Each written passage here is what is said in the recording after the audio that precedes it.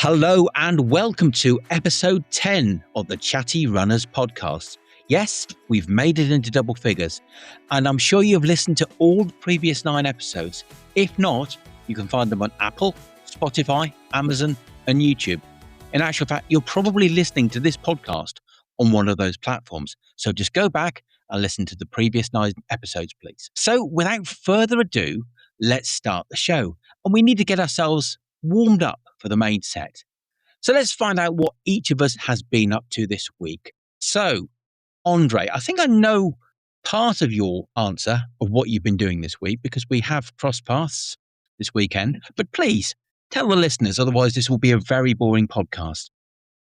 Well, I had a very jam-packed Friday, Saturday, Sunday last week. It was scheduled for like a jog-on meetup. So on Friday evening, we all met in the centre of Birmingham just for a chat. And it felt very strange because every meetup we've done in the past has involved people in running gear. This was pretty much everyone in casuals. So it was like we had food, we had chats, we played games, that sort of thing. So it was different to see all these people within the jog-on community, just in, not actually running, because that actually happened the next day on the Saturday morning when we ordered a meetup at Edgbaston Reservoir Parkrun. So I've got a question. I saw on Instagram a little sketch by, I think it's George Wise, who does a lot of stuff on comedy and things like that. He does little skits, just 1 minute long skits. And he did one about a child seeing their teacher out of school during the summer holidays and not dressed in their teacher stuff. Did it feel a little bit like that they were all dressed up in like smart clothes, not in running gear? Well, Harry was obviously in a bright electric orange jog on top, so he was one of the two people there who was in the gear. And then Louise Small, who was competing for Great Britain on Sunday in the marathon, she was there as well, but she was in a GB kit. So it was nice to see her, just to chat to her as well. So I'll move on to the Saturday. So we did Edgbaston Reservoir Parkrun with the jog-on community. There was like loads of people there. I think it was the highest number of people that they've ever had at Parkrun. So they had 702 people at the Edgbaston Reservoir Parkrun. And I know that we've both done it before, Dan, so it was packed. It was really busy, and I know at one point I heard the run director saying that they had ran out of tokens. People were pretty much, just, I don't know what the contingency is for when they run out of tokens, but it was good. It was nice to see the electric orange amongst everyone, and then straight from that, me and my wife, we went straight to the morning session of the European Athletics Championships. So that was really good, seeing the relay heats for the men and women, seeing the javelin, seeing the long jump. It was a really good experience just to be there, because that was the only session that I was able to get to for the day, and it was at a reasonably priced ticket price as well. So that was good. And then the Sunday, both of us did the Unity 5K, but I'm sure we'll probably talk about our performances in a moment. So before we go into what you did, Dan, Sophia, what did you do in the last week? It's like a sandwich, but the filling is incredibly boring, and the bread either side is really exciting and full of loads of stuff. I feel like I've had a pretty quiet week, which has been nice. Obviously, I've been traveling a lot this summer, so yeah, last week feels just nice to be in a routine. I've got to the gym lots. We're starting to build up a home gym a bit more, so buying different plates, which is boring but important, so you can start sort of lifting up the amount of weights over time. So yeah, boring stuff like that. I had some family visiting over the weekend, so went to Ross-on-Wye for a bit of a day trip there. Just had a look around the shops and some art exhibitions, and yeah, just a very kind of boring but well needed weekend at home.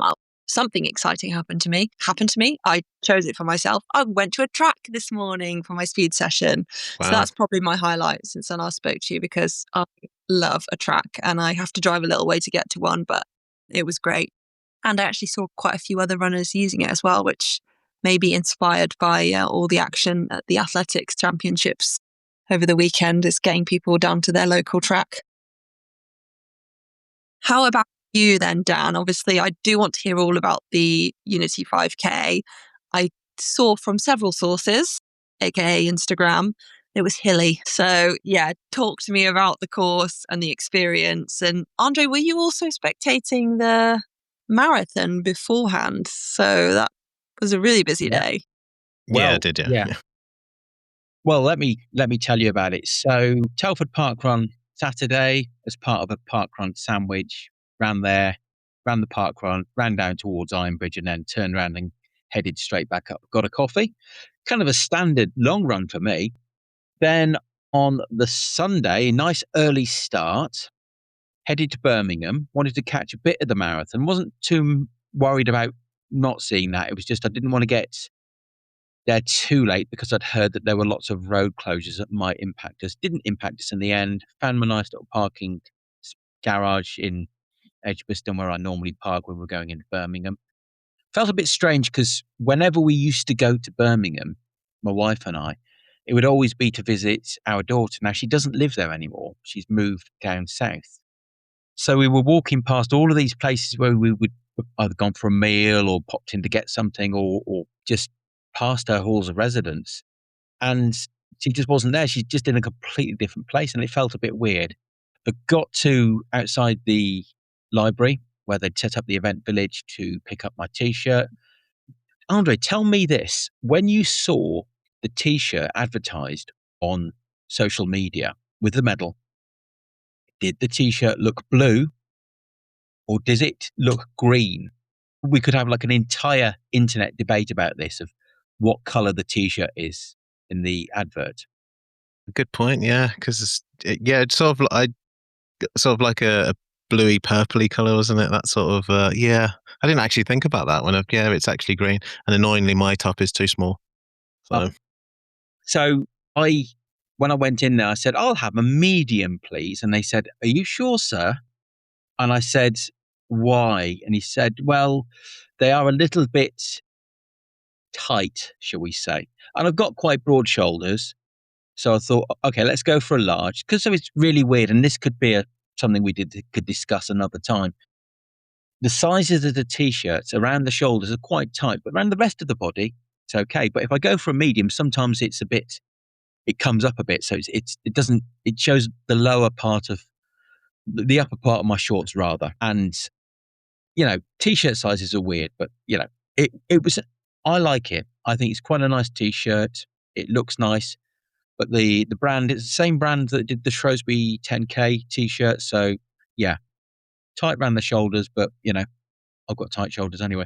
And the run itself was really nice. I got to meet not only the aforementioned Harry Morgan, he was lovely to chat to, and we had a good old chat. And he watched my Edgbaston video that we did, and he said, "Oh, yeah, I watched that to see what the course was like." And I thought, great.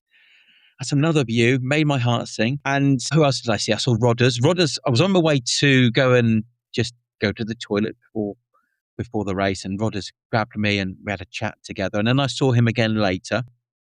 I saw a load of 40 runners. So there's Mark from the Birmingham 40 runs. There's Joe. There's Gemma from Wrexham. Joe from Staffordshire. Gemma from Wrexham. Lots of people. Spoke to a really nice guy called Angus from 40 runs. At the start, he told me all about his plan to do the Comrades Marathon because he had a Comrades cap on. He had to pull out a bit last year. And of course, his royal marmness himself, Tim Stent, I had a good old chat with him. That was really nice. Yeah, it was nice to chat to him. Hard to hear.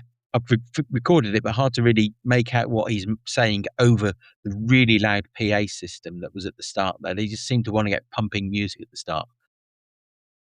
But no, that was good. Very hilly course. Don't know whether you found that was hilly, Andre?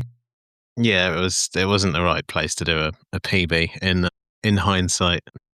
They advertised the course much beforehand. Is there any way you could have known? Or because I just would have assumed, city centre, there's plenty of flat. I just would have assumed it would be flat. Do you think that was why you were surprised by it? Or if they didn't have the course, published anywhere, you couldn't really check?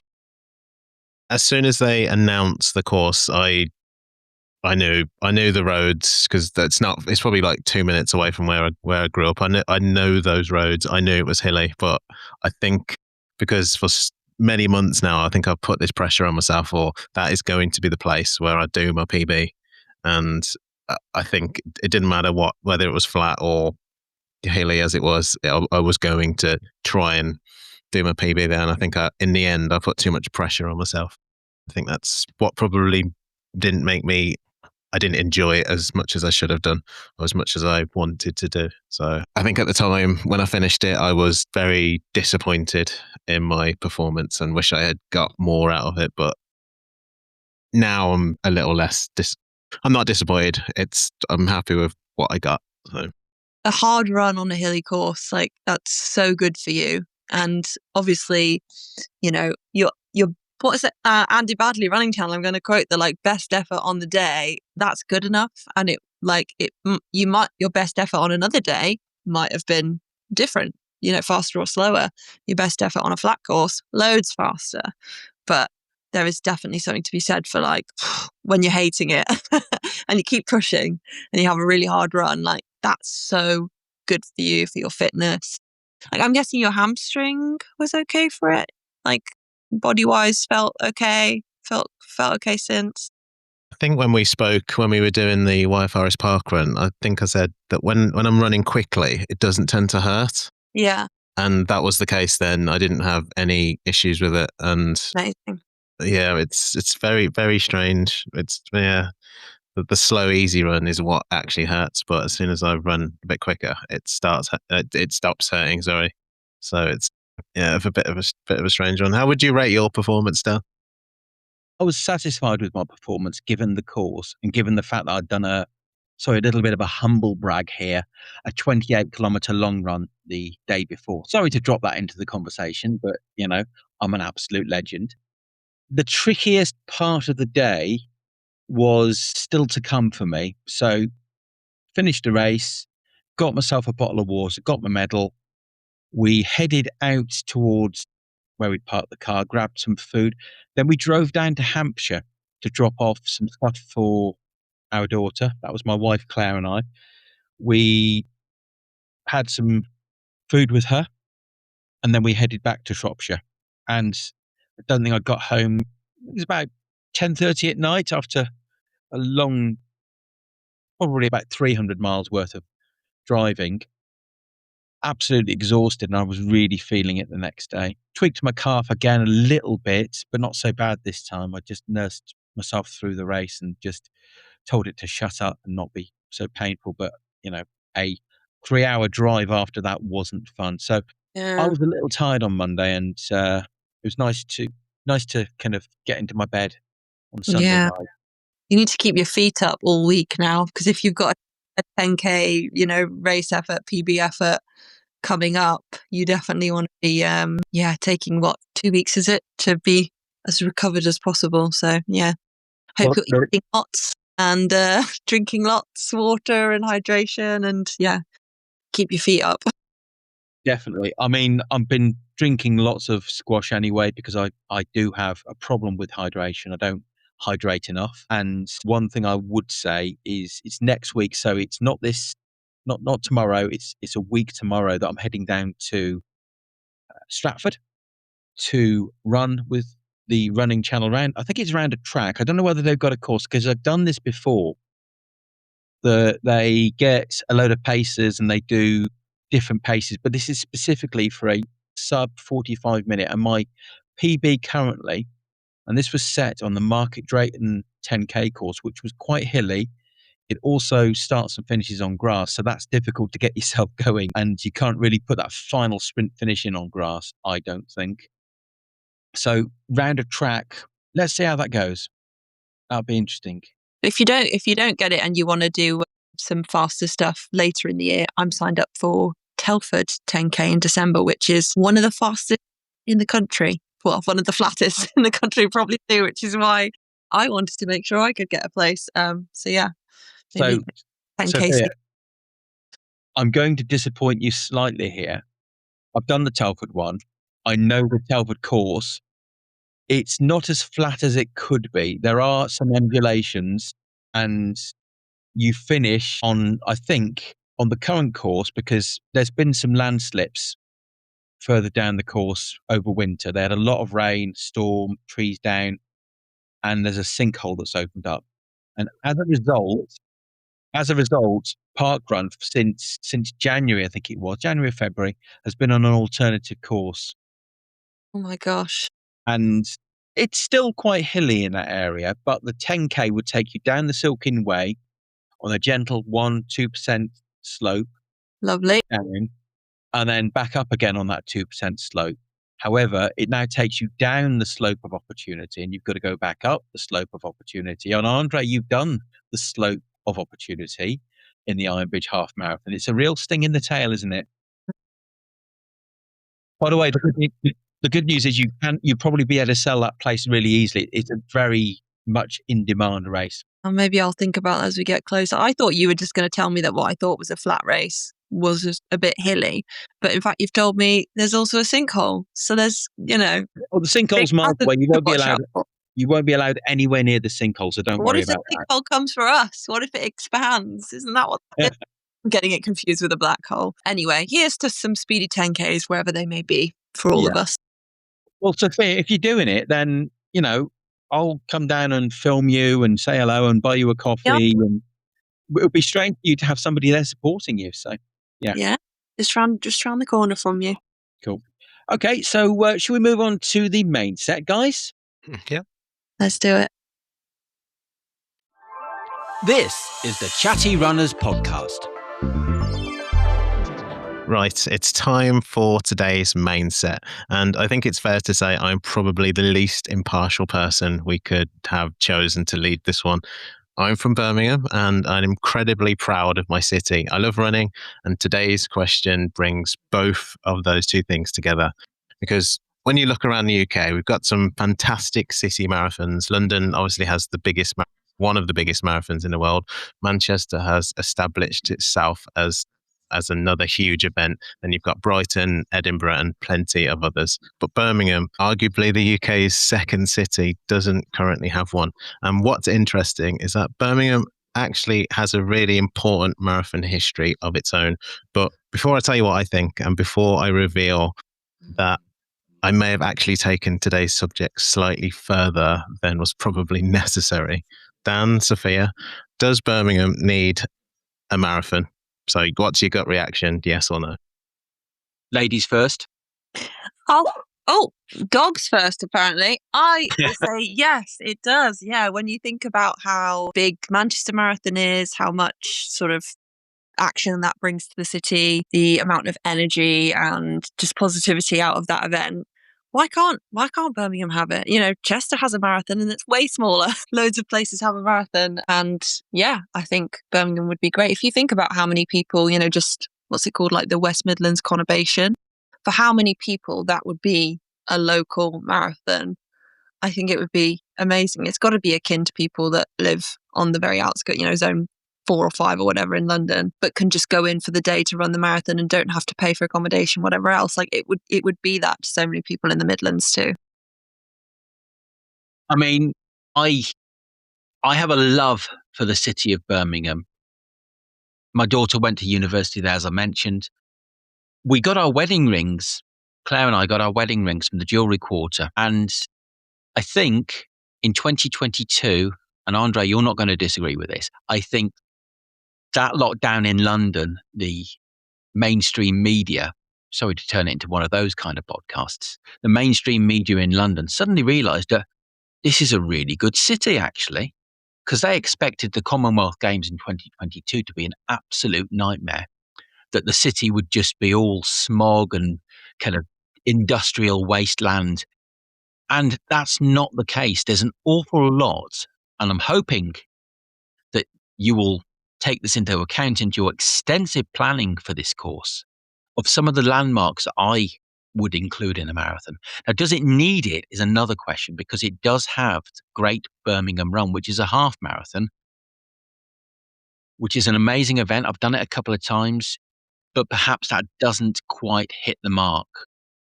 Birmingham, second city, when you've got cities like Leeds or Newport, or even Abingdon down in Oxfordshire, that's not even a city, it's barely even a town. Apologies to anyone from Abingdon. But compared to Birmingham, you're not a major centre of population. Maybe this is something that's got some legs.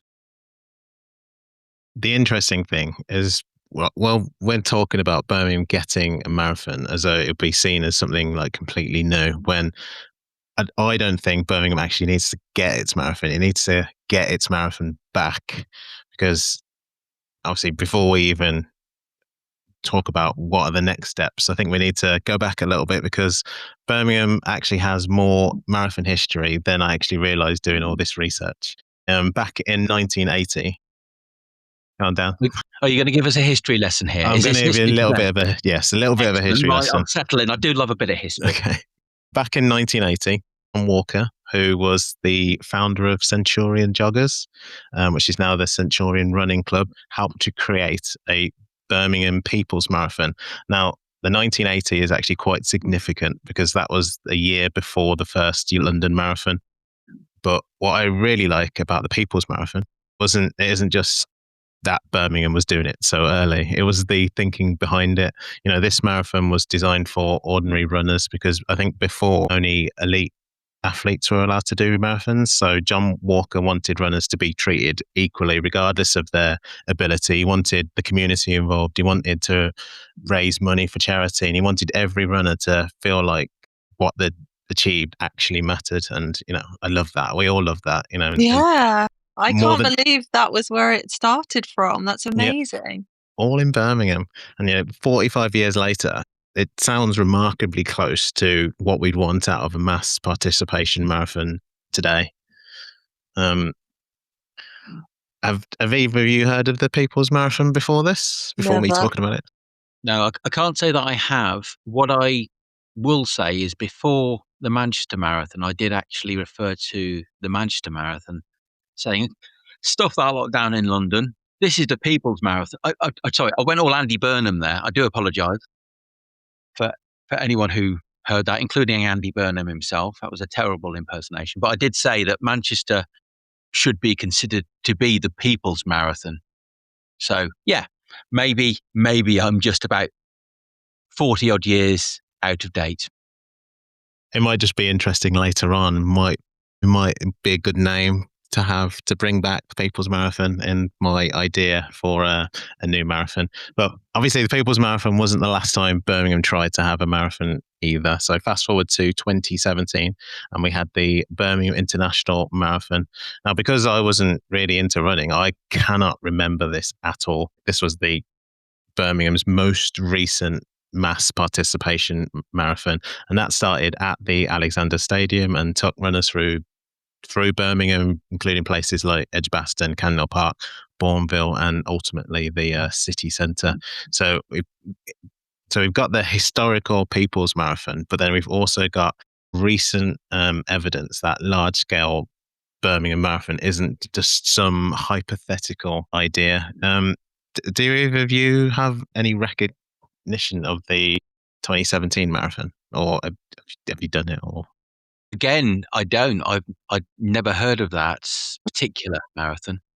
I had probably just started running seriously. I started running regularly at that point in time, obviously much focused on shorter distance stuff. So that might be why I didn't know anything about it. But did it just was it just 1 year? Was it planned to keep going? Did someone organising it sort of go bankrupt or something? Well, it was actually organised by the Great Run Company, and it all been planned that they were going to have it on the year after. But I think Birmingham was undergoing loads of redevelopment at the time, and so they decided to just cancel it. And since then, they just haven't replaced it. And I think the Great Run Company obviously focus more on the Great Birmingham Run now, and just haven't ever come back to this idea of having a marathon here. So it's interesting though, isn't it? If you think of all the pandemic runners, they're, a few years in now, and they're, loving half marathons. Everyone's favorite distance, it seems. Probably get bigger participation in big, half marathons in major cities. But those people, over time, we know running it gets you, and you just do more and more and more of it. They'll all be wanting marathons. And we kind of know that already because of how hard it is to get into marathons, ones that you could previously, get a bib a week before. Now you have to be booking almost a year out. So I think we all want more marathons. Do we need to contact the Great Run Company and pitch them? I think so. Brendan Foster at greatrun.com. Dear Mr. Foster, sorry, is he Sir Brendan? I can't remember. Anyway, we'd send him an email and he'd probably have it set up by the end of the day, I'm sure. So we've established that Birmingham has the history, and we've actually done it quite recently. So, which brings me to, I think, probably the more interesting question. Why doesn't Birmingham have a marathon now? Is organising that race the difficult part, or is it getting an entire city to embrace everything that comes with it? So, London basically accepts that one Sunday a year, or 2 Sundays, or 2 over the weekend next year belongs to the marathon. But why couldn't another city, why couldn't Birmingham do the same thing? So my first question would be, when would you anticipate it taking place? Would you go for a spring marathon, or would you go for an autumn marathon? Because we all know a summer marathon's a non-starter. When the 2017 marathon was in place, that was in the middle of October. And I think that's a good place for it. I know weather-wise it's a bit unpredictable, but I don't see why you couldn't have a marathon at that point of the year. Because then at least we all want everyone to get into running. We want that to be the main focus. And if you have London and Manchester, which are very close together, and then other people can do a summer marathon of their choice. And then you've got this autumn marathon in one of the big cities. So yeah, I think middle of October, that might be a perfect place for it. It's not going to be too cold, but then I said the weather's a little bit unpredictable at that time. But if it rains, that's the nature of it. It makes it more difficult. Yeah, I agree. I think that's a good time of year just to, like you say, be kind of on the opposite side of the calendar to the major spring marathons in those other UK cities. Yeah, the weather's either unpredictable or predictably bad for one reason or another, like rain or snow or heat waves as we've had this summer. So I don't think you can win. But October, even maybe into early November, I think would be great. I'm just wondering, you talk about the disruption and what it means to kind of close a city down for a section of the weekend or a few days. Are there precedents for big festivals? Like London has Carnival, like Notting Hill Carnival and stuff. Does Birmingham have anything like that that's comparable that shuts the city down? Like I'm thinking German Christmas markets, but they don't really shut the city down. They're just like in the pedestrianised streets anyway. Is there anything else? Football matches? Like, I don't know. Is there anything else that shuts the roads? I think when we have football matches, they just close the sort of the vicinity of the area. When we have the St. Patrick's Day parade, I think that's the one in Dublin. I think that's one of the biggest in Europe. Oh, yeah, of course. And that does shut down that particular part of the city centre. So it's not an unprecedented thing to do. If you're going to do something like that, I want the city to be ambitious. I want them to be able to explore these sort of things. It's good for the economy, that sort of thing. And the thing is, I would say that Villa and Blues are both out of the city centre. So St Andrews, you can see it from the city centre because it's up on a kind of a plateau there, the city centre. Villa Park's the opposite side.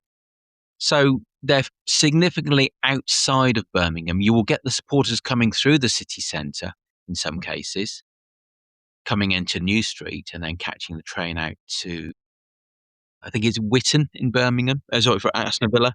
And I'm not sure what the train out to Blues is, but it might be a bus, might just be walkable. But I think those don't have an impact on the city centre. And of all of the times I was there was generally something going on in the city centre on a Saturday or a Sunday.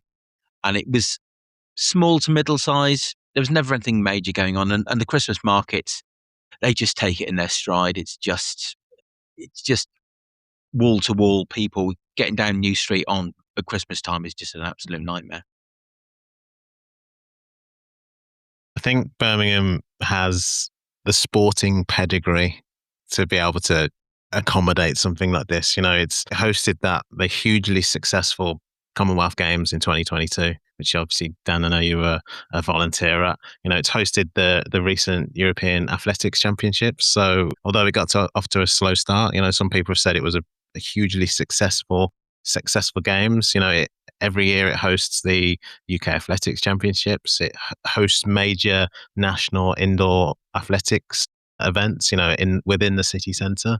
It's already got a established mass participation event in the Great Birmingham Run every year. And, the Alexander Stadium, it isn't just another athletics stadium. It just happens to be in Birmingham. It's the home of UK athletics. So I think we've repeatedly demonstrated that Birmingham can host national and international sport. But I think the problem is that it's properly undersells itself as a sporting city when it should do. Agree. It's definitely, like you say, the pedigree's there in terms of the facilities, the other competitions, but also, I guess, like the kind of talent pipeline, the actual athletes, runners, footballers, you name it. There's so many sporting stars from Birmingham and, well, the Midlands in general as a region. Yeah, agree. Okay, Andre. What's the course then? Come on. Okay, you've done the work. You've kind of got out. You got your slide rule out and your big chart of Birmingham that's probably on one of your walls there. And you've. I heard he was out there with the measuring wheel that you had in science class at school, walking around and measuring it. That's why you didn't get your PB, because you were too busy measuring the course. Going, actually, if we took it up this street, you would have smashed your PB otherwise.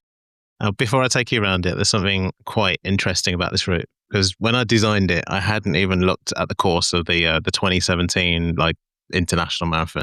So I generally approached it from scratch by asking myself one question: if someone comes to Birmingham to run a marathon, what do I want them to see? And it was only afterwards. I will reveal it in a minute. It's only afterwards, and I looked at that route and realised I'd independently included some of the same areas, which perhaps lets us know that there are certain places that just simply belong in a Birmingham marathon. So here we go. So my race starts at the heart of Birmingham in Centenary Square. Then from there, we go through to the Jewellery Quarter before heading north to the Alexander Stadium. And that was a non-negotiable for me. I know it's the home, as I said before, the home of UK athletics. It's hosted the Commonwealth Games and major championships, and it gives the marathon that direct connection to Birmingham's athletic heritage. So if I could just interject here, and again, I'm going to do a little bit of a humble brag. When I did the Oslo Marathon in 2024, the previous time that I'd done the half marathon, you didn't go anywhere near the Bislett Athletic Stadium. This time, they took us round the Bislett, actually on the track, which was an amazing experience. But they not only once, but twice. It was a 2-lap course around the same route twice, but you go around Bislett twice, and that was just amazing to do that. I've also finished in the Stockholm Athletic Stadium, the Olympic Stadium from, I think it was 1912. And that was an amazing experience. It just gives the race a completely different feel. But anyway, Andre, put it in there. Alexander Stadium. So I would run a lap around, no, not quite a lap, but I'd get everyone running around on the track just to, get that experience that you were talking about. And then from there, we'd head towards Villa Park, which is a bit controversial, but again, we're bringing another massive part of Birmingham's sporting identity into the race.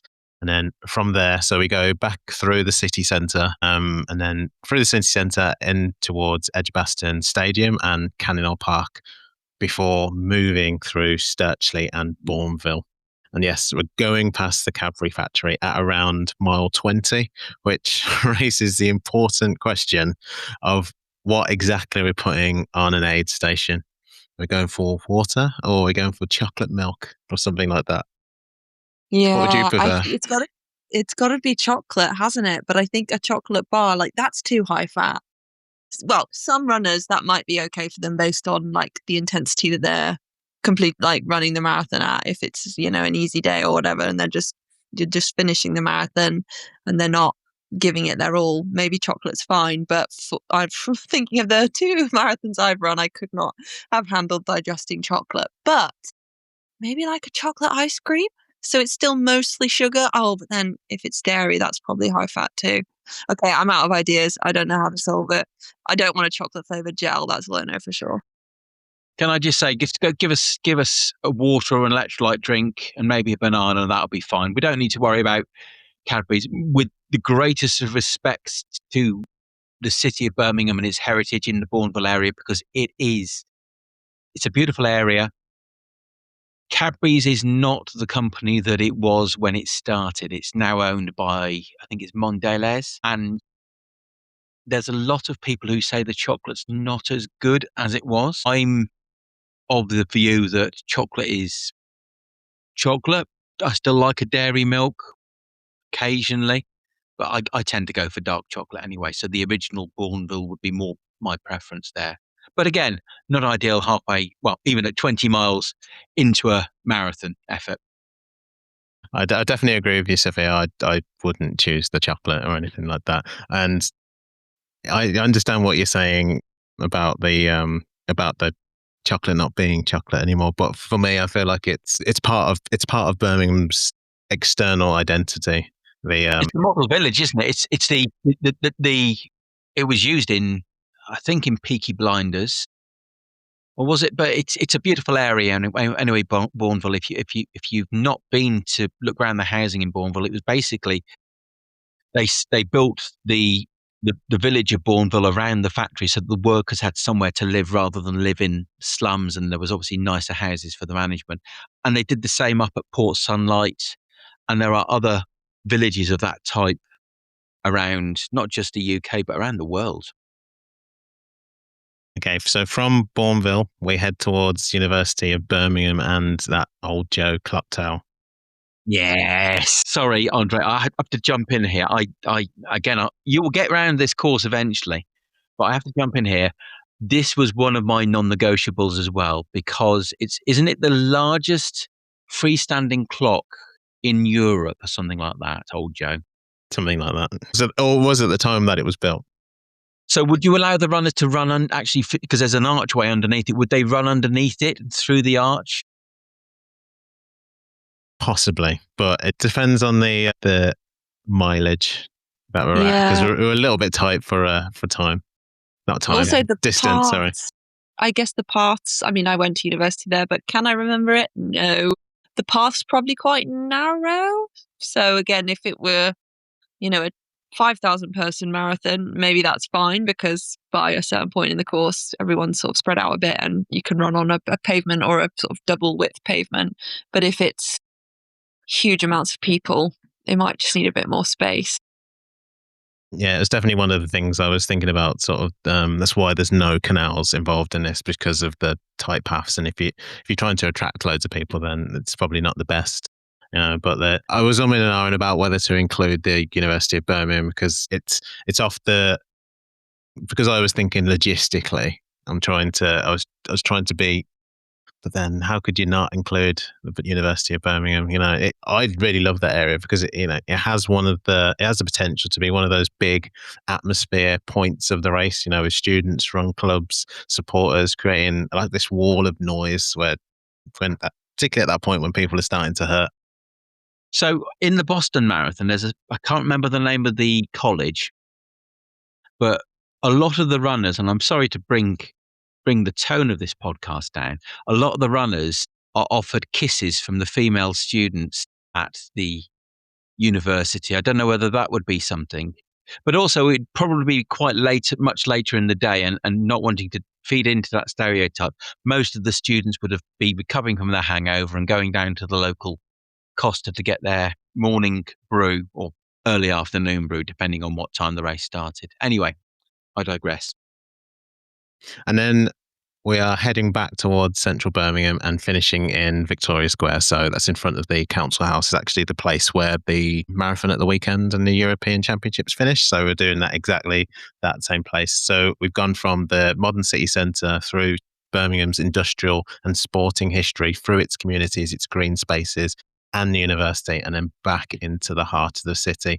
And that's really the philosophy behind my route. I wasn't trying to find the easiest, 26.2 miles in Birmingham. I was trying to find that distance, that actually feels like Birmingham. However, this is severe. You're not going to like this. There's one tiny design flaw. The final 0.2 miles into Victoria Square are uphill. And so like a 12% gradient or something disgusting like that. It's 8%. Ooh, spicy. 8% gradient. Does the route go past the library? Just thinking of some city centre landmarks, because that's pretty iconic. It starts in Centenary Square, so it's pretty much where the library is. So you've got the start point where the library is. Oh, cool. Yeah, I just didn't know. I said I'm thinking Centenary Square somewhere else, so that's my poor geography. But yeah, that's good to know it's included. So looking at that, Spaghetti Junction. It's probably a little bit too far out, and it would probably cause that logistically. It would cause a lot of nightmare. So, looking at that route as a whole, is there anything that you would change? Is there anything that I've missed? And more importantly, would you actually want to run it, except the end? So, in answer to your questions, yes, I would want to run that. Quite frankly, I would be entry number one, hopefully, of Andre's run company, Birmingham. No, what were you going to call it again? It was going to be the People's Marathon. I think we should bring that name. Yeah, the Birmingham People's Marathon would be good. And can I throw a little bit of a left field suggestion here? So New Street Station. Is there any way you could get it so that you could enter the station on the one side, run past Ozzy the Bull, and then out the station the other? Do you think that would work? Do you think we could do that? I mean, it would be really nice to run through. It would be a unique experience. I know in the Netherlands, in the Amsterdam Marathon, they run through a bit that's covered off, and they tend to have like a string quartet and people playing music in there. And there are other bits of marathons where they go through tunnels and things like that. But that would be something different. That would be a unique experience, don't you think? It would be unique, but I think logistically speaking, again, I think it would be a nightmare to close such a busy train station down for the day, even on the concourse. I think part of my planning was that because of the route is actually on one of the main train, like the cross city line. So you can actually get from one side of the route all the way to the other side of the route, and obviously New Street is your connection thing. So that's so there was a lot more planning, and then other than just the route. I actually think about transporting people, because I'm actually thinking about London, how interconnected it is. It's, while on the roadside it's chaos. Underneath the subway system, you can get around, everything like that. Let's say the important infrastructure still keeps going when you've got tens of thousands of people, on the streets. You signing up, Sophia? I have some suggestions. Yeah, I have some suggestions. One thing I love about Birmingham is there's a lot of, like you say, that hidden history, unexpected stuff, areas that can get overlooked as one thing, in the kind of general public's perception of what the city is. And then when you know it in person or see it in person, it kind of surprises you. I don't know if this is too far out for the course to kind of stretch that way, but there's like Aston Hall, which is this maybe 17th or 18th century National Trust property that looks like it belongs in, the Cotswolds countryside. And it's right in the middle of like Aston, completely surrounded by more of that, like inner city, modern, and in some places not the most kind of well looked after, like urban area. So things like that I just think are so unique to Birmingham, that this piece of history is just preserved, but so out of place in the rest of the area. And the other thing I was thinking, I don't know if this is on your route, but the gay village. So like in London, is it called the Rainbow Mile? Birmingham could do I'm sure, a very, very good version of that through that area into the city centre as well. I agree with your point about Aston Hall. That's definitely something that we could very easily fit in because it's not far from Villa Park. So it's just I suppose taking the route out in one section obviously brings the other end back in a little bit, but that's fine. I agree with every point you made about Aston Hall. It's something that is another thing that's uniquely Birmingham. The gay village. I didn't mean to say it, so it sounded like that. Makes it sound like it's your constant vein. Because the only gay in the village. Because we start at one point in the city, and then when we coming back in, we enter at another point in the city. I was trying not to include too many points within the city because then you do start engulfing the city, and I'm trying to leave a certain area of the city that you can allow the traffic to flow essentially. So you don't want to tie too many bits of the city centre down. I mean, we have an outer ring road that surrounds Birmingham, and it's 26 miles long. So you could put a marathon around that. I keep going back to it. It's a logistical nightmare if you're shutting every entry into the city centre down. I've written the thesis to hand to UK Athletics and Birmingham City Council. Say here's my project. Let's do it, sort of thing. You are so ready. It's great. You've put so much work in. I love it. I'm waiting for him to say, and this is what the mascot will look like. This is what the medal will look like. The T-shirts will have this design on. Probably something boring like a risk assessment that needs to be done next before you can get to those fun parts. Yeah, probably. Yeah. I have got a place where I've even written like places for aid stations and things like that. So it's quite obviously I'm not going to bore you with all that stuff, but it's so when you're creating I love like route planning and things like this. It's like a past life that I probably should have explored. When I was designing and I had you end up with a choice. Do I want to find the flattest possible marathon, or do you want to show people Birmingham? And this is. And I obviously chosen Birmingham. It just happens to be this route. I don't think that Birmingham needs a marathon that competes with Manchester as somewhere where people go chasing PBs. You want it to offer something challenging. You want to offer it to the mass participants and the elites as well.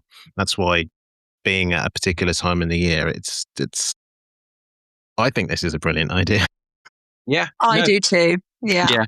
In all honesty, and Andre, I know you've entered Manchester next year. It is a fast course, but it's not a particularly landmark heavy course. So that's the one thing I'd say about Manchester. But it is an amazing event because people make the event. And having done the Great Birmingham Run, I know running out towards and back, you get a lot of the churches, the community groups, all the mosques, the Sikh temples, all coming out on the Sunday to help out at aid stations, set up unofficial aid stations, have music playing, have community moments where people are cheering the visitors to the city on, and that's what makes these events. It's not just saying, "Oh, going past this wonderful monument." It is going past these wonderful people.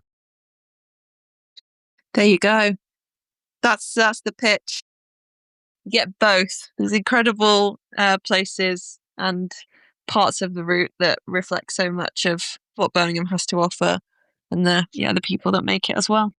So if you're listening to this and you know anyone who works for the Great Run Company, Birmingham, I don't know, Sports Council Fund, or whatever professional and governmental bodies are responsible for this kind of thing, send them this episode. Could I play devil's advocate for a minute, please?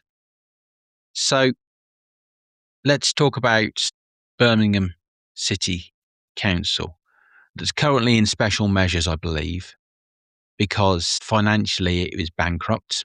If there's any other way, well, you could be morally bankrupt, but financially they are bankrupt. They've got an awful lot of trouble with money due to historical issues with, I think it was due to not paying some female workers enough money compared to their male companions, and they got taken to court and they lost the case and things like that. So it's not because of, as in a lot of cases, councils' complete financial mismanagement. It's more along the lines of they didn't do the right thing and they're paying for it now. They've recently had the issues with the refuse collection, the strikes relating to that, which hasn't helped the city's image at all.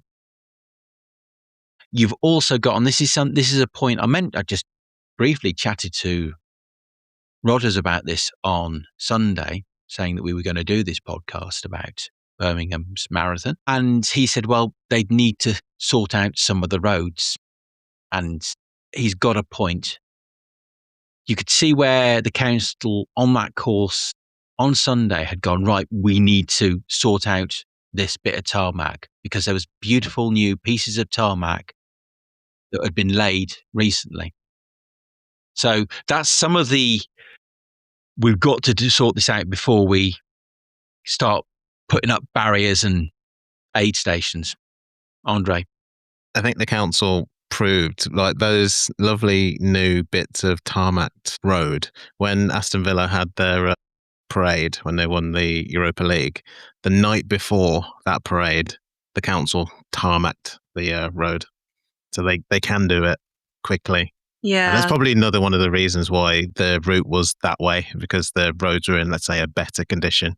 Yeah. I also saw loads of litter pickers and council, like waste collection people out working on, was it the Monday or Tuesday morning? Just, they were getting those streets clean for the week for all the visitors. But they can do it if they want to. When Birmingham's in the spotlight, they can just make sure those areas that need cleaning are cleaned. They may say that they're strapped for cash, but if it's on the TV, you make do. You find the resources, you get it done. And if it's something that is good for the economy, building that infrastructure, that something's going to bring in future money into the council, into the economy, it's a good thing.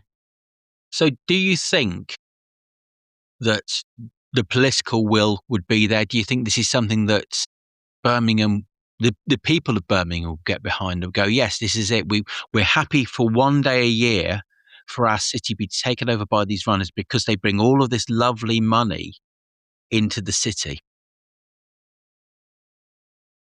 I mean, you're always going to get grumpy old so-and-sos who say, oh, I pay my taxes, I should be allowed to cross the street wherever I want to.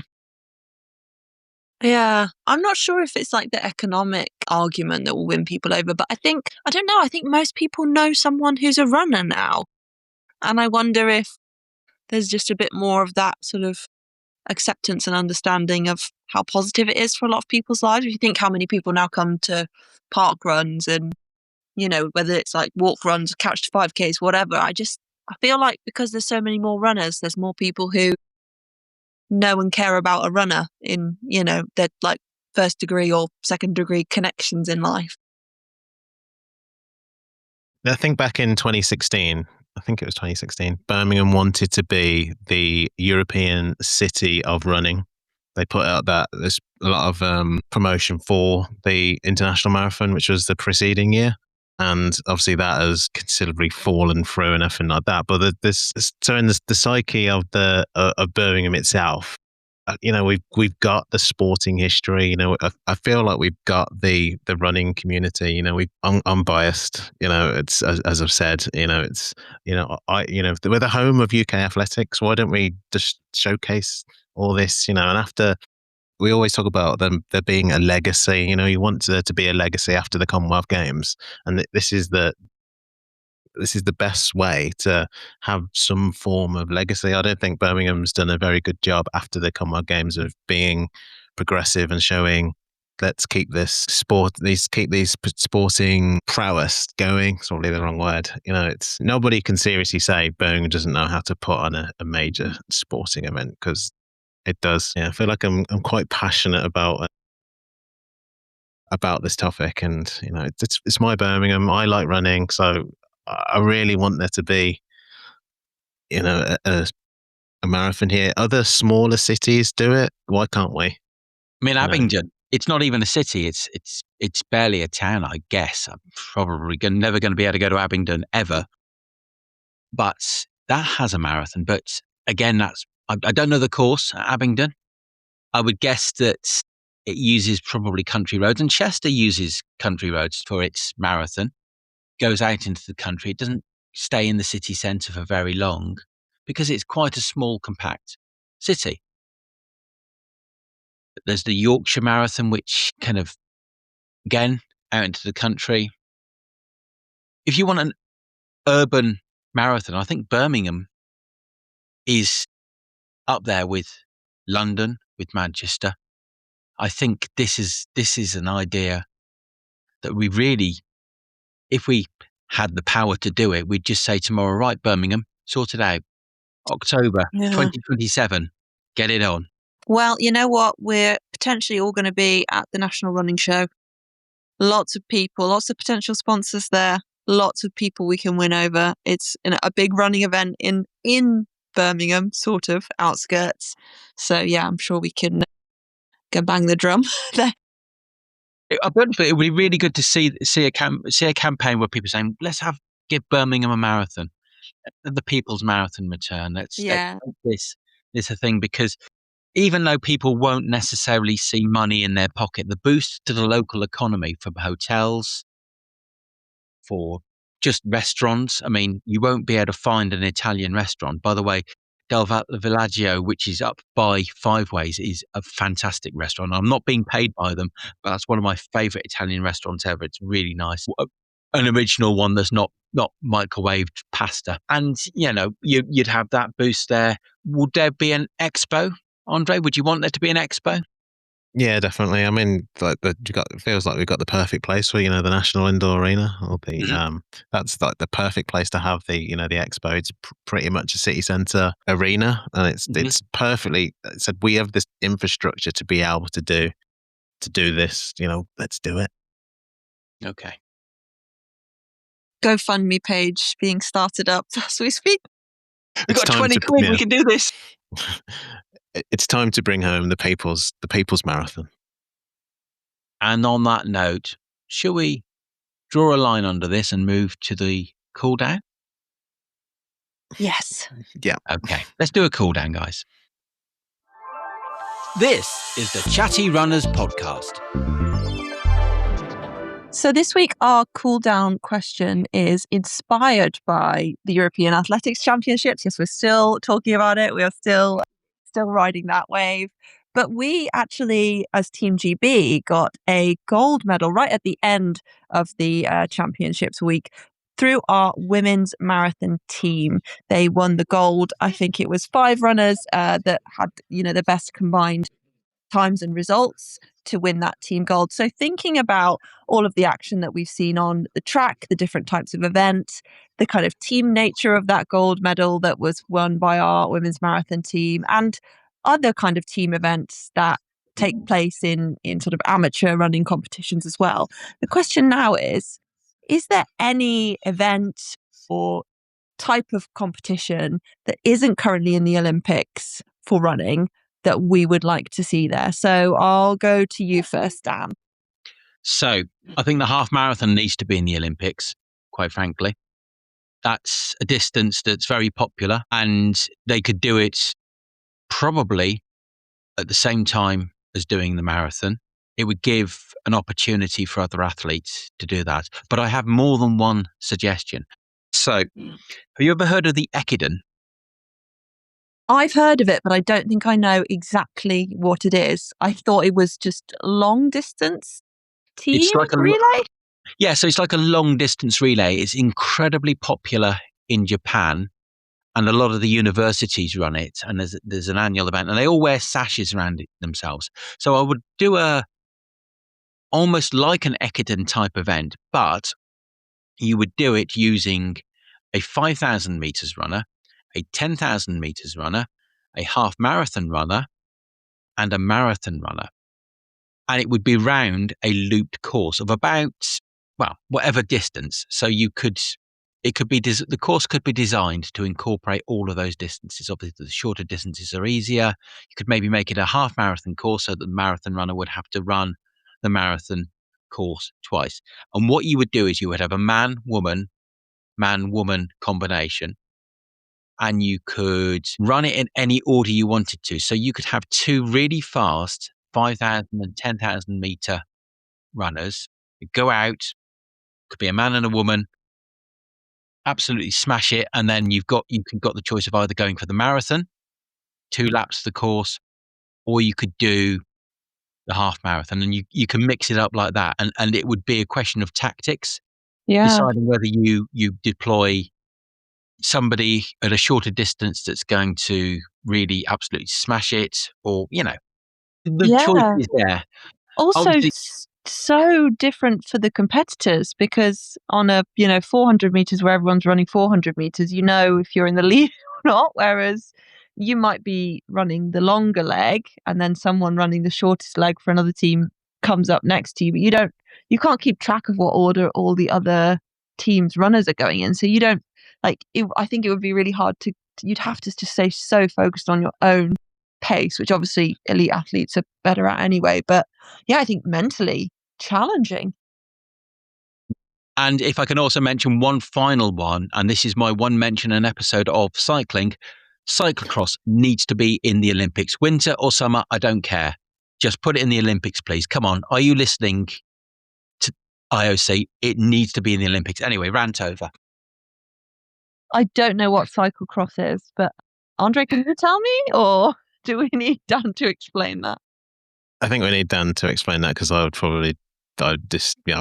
Dan, please. Okay, so cyclocross it's basically cycling around a slightly hilly field or a forest or something like that, not mountain biking. So it's going to be circuits of a field, might be through a forested area.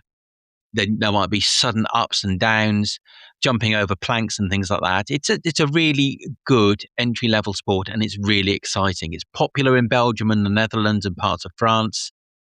Mildly popular in the UK as an entry level sport, but it's a real absolute thrill. And I'm a commissaire for cyclocross in the West Midlands, Regional B. So that's my love of that particular sport. Anyway, we're not here to talk about cycling. Cross country in running, but for bikes. Absolutely, yes. So not mountain biking, which is a completely different thing. It's cyclocross. So they're unlike the Tour de France type style bikes with the drop handlebars. Wow. Andre, does that make your list of things that should be in the Olympics, or do you have other suggestions? I have one that I've been thinking about, and then I've just had another one that has just slipped into my mind. Now, this one is already a track event, but I think I would take the 3,000 meter steeplechase off the track and put it onto a trail. Whoa. Because to me, the steeplechase has always felt like that odd one out.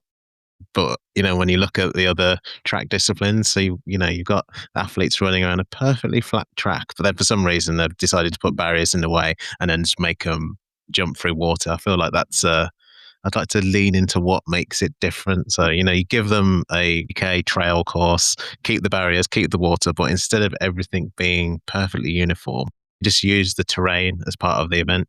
You've got hills, uneven ground, natural obstacles, but then the traditional steeplechase barriers, incorporated into it. I don't want it to become something like Tough Mudder or anything like that. It's still an athletics event at the end of the day, and ultimately the fastest runners should win. I think taking it into the trail would just make it just feel like the obstacles actually belong there. Just like the Ekiden event, you could also make that a team event, 3 athletes per country, points on finishing positions, and then that's something that's part of the steeplechase, part cross country, but you can still use recognised athletes, and that's still crazy athletics, isn't it? At the end of the day, it's crazy. That could absolutely save athletics. I mean, the Olympics is really struggling. I mean, I don't reckon anybody will turn up to LA to watch any of that stuff, quite frankly. Thought you were going to say the barriers need to be like fallen trees. I thought you were going all in on rustic, but yeah, that's interesting. I was trying to be a little bit serious with when converting something that's on the track into the trail. I don't want the athletes being able to injure themselves on a rogue branch or something like that. It needs to be quite safe. No splinters. What was your other suggestion? Simply, it was just have an ultra marathon in the in the Olympics. Just put that in. Any doesn't have to be. It could be 100k, 100 miles or whatever. Just have something, and that will just take out of the city where the Olympics is being held. Just take it into the countryside. I feel like most countries where the Olympics is going to be, they're probably going to have some form of ultra marathon within that country. So it wouldn't be unheard of to be able to organise something like that. And I feel like that would be nice. You get that amateur status of the Olympics. It's nice to be able to bring that, let's say, extreme part of athletics. It's it's still a minor part of athletics. So I think that would be a good choice to get an ultra in the Olympics. So I've got an idea for another Olympics that they can actually host. What about a long distance Olympics? So basically you take all of the long distance events and the events that are going to take multiple hours, longer than the marathon. I think with the exception of the cycling road race, I didn't mention the sport. I think that's possibly the longest. The marathon is the longest event in the Olympics, and it's from start to finish. I could be wrong on that. But you could look at maybe taking something like that, the say 100-kilometer trail run. You could take an iron distance, the longest distance triathlon. You could take, for example, stupidly long distance swimming as well. Something like that. In actual, they could all sit in the Olympics, but it's a question of the spectacle, making sure that something like that was watchable. And if there's one thing I know about people, they will sit down, they will watch long distance events as long as the coverage is interesting. Yeah, and I mean the long 100-milers and stuff in the US are televised, aren't they? Like Western States and all of UTMB's probably televised on some paid for sports channels and streaming. So yeah, I think again the precedent is there. I agree. I was going to say trail running. I feel like trail running just has to be represented. You have all of the traditional old school sort of countryside sports equestrian. Shooting is part of is it decathlon or wait, that's just a store. But pentathlon, I don't know. The modern pentathlon, yeah. Yeah, there's multi-sport stuff that still involve picking up a rifle, which just seems slightly insane. And it's just because those were the countryside, the rural activities, however many tens or hundreds of years ago, can't we just give it a bit of an update and say actually now when most people are out in the countryside, it's not picking up a rifle, it's trail running. But yeah, whether that's a trail marathon or taking it to the longer distances, I think that needs to be represented. And I would agree, I think just more relays. Relays are the best. When I lived in Warwickshire, the Warwickshire sort of collective of running clubs used to do, well, they still do, it's just I don't do it anymore and I'm very sad about that, a mile relays race. So very friendly, very informal, the winner would win a box of celebrations or whatever, but all the running clubs could bring multiple teams. There was women's, men's, mixed, and 4 or 6 people in the team, however many it was, go out and run a mile as hard as you can, get back into the sort of transition box, high five your teammate, and then off they go. And that was so much fun. And I feel like a mile would be really good. It would bring different types of athletes to it. You could have the kind of the 5K people, but also, the milers, the 1500 meter runners, the steeplechasers would be great at that. So I just think it's just more excitement to see a team working as a team and all relying on each other, not just individuals. It sounds like all three of us want those. We're talking about modern running is anything over a marathon these days, isn't it? So we want that to be included within an Olympic discipline. We want the modern day Olympics to involve everything, because there is an appetite for trail running, for everything over a marathon distance and those multi-event sort of stuff. There is people will watch it. if you bring something to the Olympics, people, I know for myself, when I watch the Olympics, I'll watch most sports that are on. So, that's, even the ones that last all day, I'll happily just sit there and watch them. So, why wouldn't millions of people around the world watch these events that were discussing? These disgusting events go disgusting. But there's like definitely world championships and like high level international competition for like 24-hour races and things as well. And that's people that are doing ultras, but just round and round and round on a track. And like, if that's not an ultra level endurance event, I don't know what is. Have you guys heard of the World Games? No. So the World Games is also run by the IOC, I believe. I don't know whether it's formally IOC events, but they will trial quite a few events at the World Games. And you'll find some interesting looking sports there, such as rollerblading, long distance rollerblading, which I believe at the Berlin Marathon, they have that the day before. So they have the rollerblading marathon the day before. That might be the first port of call for a lot of this stuff, but athletics does have an in at the moment. Running does have an in to the Olympics, so it could be quite easy. And when you look at the swimming events in any Olympics, it's like the 50 meters, they've got the 100 meters, they've got the 200 meters, they've got the 400. And then they kind of like do various medleys and things like that. And they just seem to have a lot of swimming events, whereas there could be a lot more interesting events. Not saying that swimming isn't interesting, but it's very sanitized, like running around a track is to a certain extent. But it feels like it's a different. Swimming just doesn't do it for me in the same way that running does. I can get excited in a shorter race, but a long race, it's like, nah, not for me.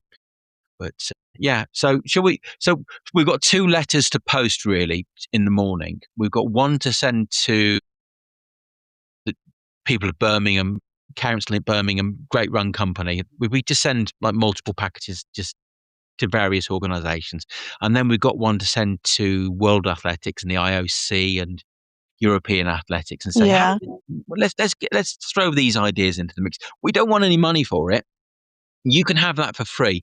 Go off, organise it, and we'll tune in. We'll tune in. You're definitely going to get 3 people watching. Maybe this wasn't a good cool down because I think we're just still too many opinions. We're all fired up. Yeah, let's go do another lap of the track just to cool ourselves down. Meditation time. Shall we draw this pod to a close then? Yes. Okay. So, Andre, tell us about your socials. Where can people interact with Andre? You can catch me everywhere at Andre Runs. So that's Instagram, YouTube, TikTok, and whatever social media thing that you want, including MySpace. I am looking into that. Andre Runs. It's going to come back, baby. It's coming back. Yeah. So, Sophia, I think you're just on the one platform still, aren't you? I am. Yeah, just on Instagram at Sophia the Runner. I don't feel like I spent a lot of time on MySpace first time around. I think it might have been like just before my prime. So yeah, maybe I'll get on there too. If Andre tests it out and says it's fun, I might join him there. Cool. And I am Other Adventures Await Me on Instagram, on YouTube, on Facebook, and on TikTok as well. I've been doing a little bit more on TikTok. The handle isn't at Other Adventures Await Me, it's at Dan_Braddock. But you'll find me by typing in Other Adventures Await Me. And we also have our own Instagram account. That's Chatty Runners Podcast on Instagram. And that's it really. That's the end of the show. Andre, you running this weekend? I'm going to Cofton Park Run. It's probably one of the UK's newest park runs. So I'm probably going to do that on Saturday. I think it's their 3rd park run. Yeah, so, I watched Tim Stent's video on that. It's a weird looking course, shall we say? Yeah, I think it's pretty much all grass from what I've I haven't watched that video yet. I'm probably going to watch it in a bit. Yeah, it's one for the cross country season, shall we say? And Sophia, what about you? What are your running plans this weekend? Just a long run, really. Just a long, easy run. Need to order some more gels because I've run out. But that's it really. Another nice quiet weekend. So yeah, hopefully we have some rain, but not so much rain that it makes things cold and miserable. But yeah, just a normal weekend of running for me. How about you? I'm going to down in Hampshire, Fleet, putting furniture up in the afternoon. But in the morning, I've been allowed out to go and run Edenbrook Park Run, which is in the town of Fleet. And it's one I haven't done before. I've got an E on my alphabet, which is disappointing. Hoping to go to Guildford. So was my mum. So my mum and I were going to go along. We're going to run it. And then we're going to go and put some IKEA furniture together when it finally gets delivered on Saturday. It sounds pretty. Like if the name is anything to go by, that sounds like it will be a very pretty and like groomed and lots of hanging baskets. That's what it sounds like to me. Well, I will be videoing it, so hopefully you'll be able to watch the video on YouTube in a couple of weeks' time. But that has been episode 10 of the Chatty Runners podcast. So it's a goodbye from me. So goodbye. Andre, your turn. Goodbye from me too. And Sophia, leaving you with the final goodbye from this episode of the podcast. Goodbye.